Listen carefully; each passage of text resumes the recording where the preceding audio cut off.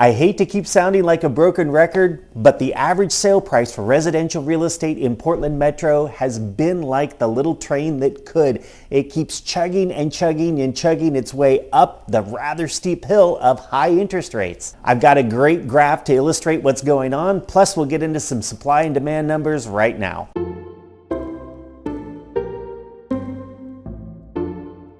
First, we'll get into the little train that could. The average sale price is up 3% versus the previous week, 637,014.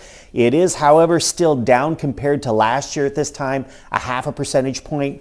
Keep in mind that last week that number was down 4.9%. The week before it was actually up 0.8%. But when you take a look at this graph, you can see what the average sale price has been doing at least since the end of January, beginning of February. I did see some interesting numbers on the national market from Black Knight, where they're reporting that from February to March, the average sale price increased in 92% of the markets across the country. If you've been following these videos, you know that we've been seeing the exact same thing here starting at the beginning of February. Now to the inventory or the supply of the supply and demand equation, the total number of listings was up 4% versus the previous week.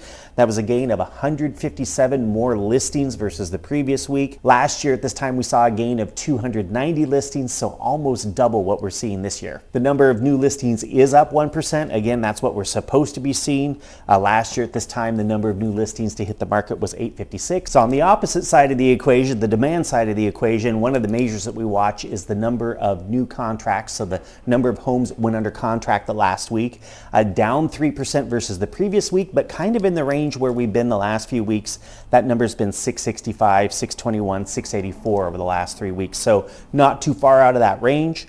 The other measure that we watch for buyer activity is the number of lockbox opens. We saw a 12.8% increase in the number of lockbox opens this year versus the same time last year. What does that mean? It means that buyers are still out there looking. They may not be writing as many contracts as they were last year at this time, but they're actually out there looking at homes more than they were last year. And no real change in the numbers of bank owns or short sales that are on the market. One thing to note, though, is that rates are high this week, and they've been pretty high pretty much the entire week. I checked Wells Fargo's national site, and they're sitting at 6.5% right now, which means that probably most lenders are up above 7%.